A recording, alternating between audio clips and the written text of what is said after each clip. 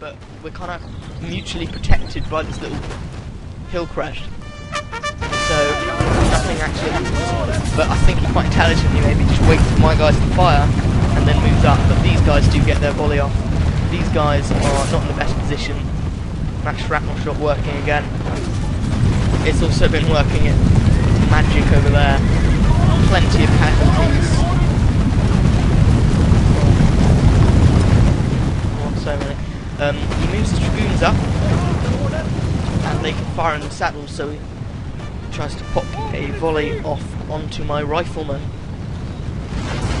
So he gets a huge amount of dragoons, but even one hit, you can see how much damage that does, and massed volley of musket fire. These guys take serious amounts of casualties, they're just wavering, and I scare his dragoons off with horse guards, because obviously he knows that he can't get locked into melee with horse guards. He's only got light dragoons. So his men now pull back a little bit. He pulls his riflemen back too, and then he changes his mind. This might well be a two-part video. There, shrapnel shot just cuts a hole into his lines. It is scary stuff, that shrapnel shot. He's moving his line infantry up there. My riflemen are actually firing into his cavalry. Not cavalry, sorry, horse artillery. His riflemen are firing, and we're still kind of trading blows. Balance of power was kind of drifting a little bit against me at this point, because he'd come off pretty well in these rifleman exchanges.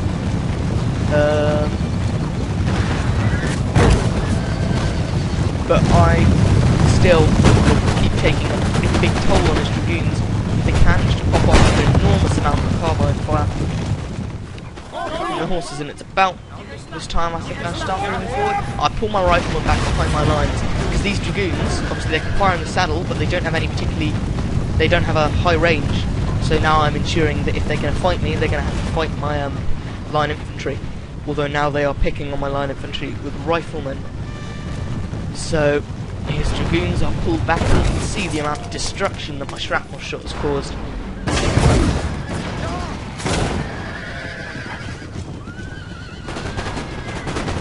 And I start moving my line infantry forward, and now we get to the really crucial stage of the battle, where most of our forces are committed, and the outcome of this stage of combat will decide the battle, because my main tactic is going to start being exercised. I'm going to commit my Scots soon.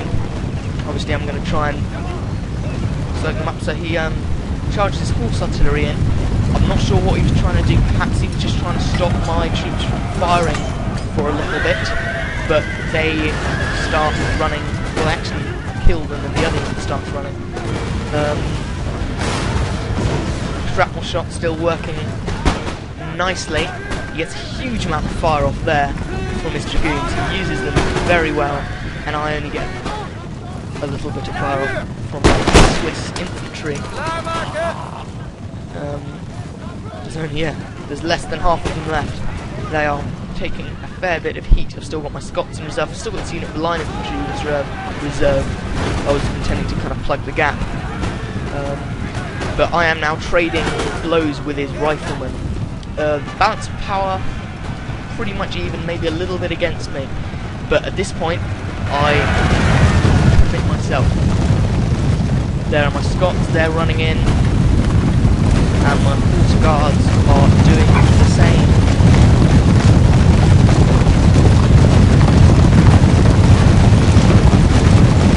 Like that, 3 horse guards charging into his exposed flank. The dragoons are in the process of reloading, so it catches him by surprise, I think. He forms a square, but I'm inside of his square before he can properly form it, and there, of course, the square is useless because I'm attacking him merely infantry, and those angry Scots get to work. I love how the United Provinces can get Scottish people. It's so brilliant. It's like, you know what the Dutch army needs? Scottish people. fair enough, they do. look at those Swedish line infantry, they're legging it. So now I run into his dragoons and have a field day with my bayonets. His dragoons obviously not really cracked up for melee combat.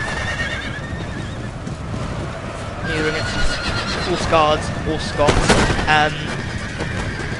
At this point I am kind of running all over his left flank, and he's got a big, he's lost complete control over the left flank. It's a huge rout of all his dragoons are running away, so he's lost his second line of defence, and now I'm just sweeping over and attacking from uphill, really, on these line infantry and these superior line infantry.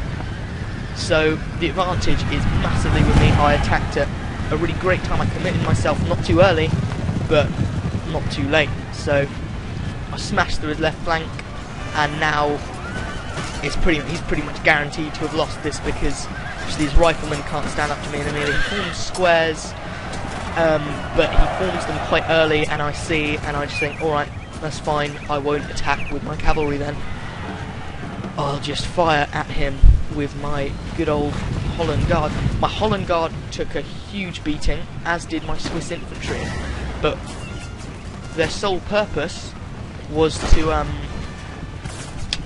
tie up the enemy whilst I attacked on my right flank, his left flank.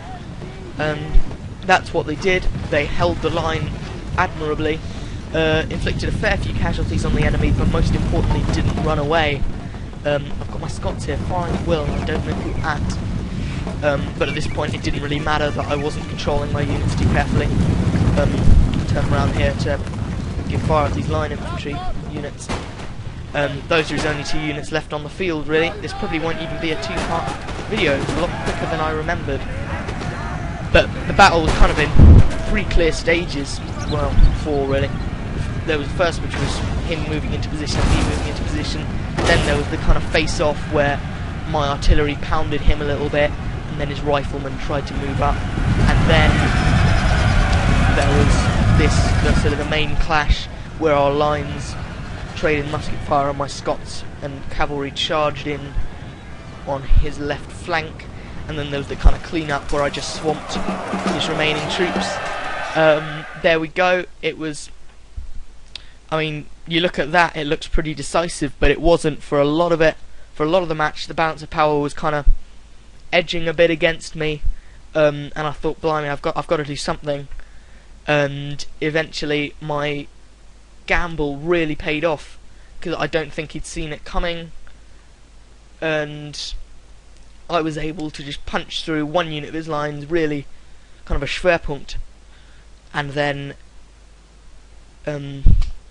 capitalise on that majorly, and he lost a lot more men than I did, but good game to him. That was a tense match, and a fun match, and a challenging match, and thanks to him for letting me put this up on YouTube, and maybe I'll play him again sometime. We shall see. Thank you, and goodbye everyone.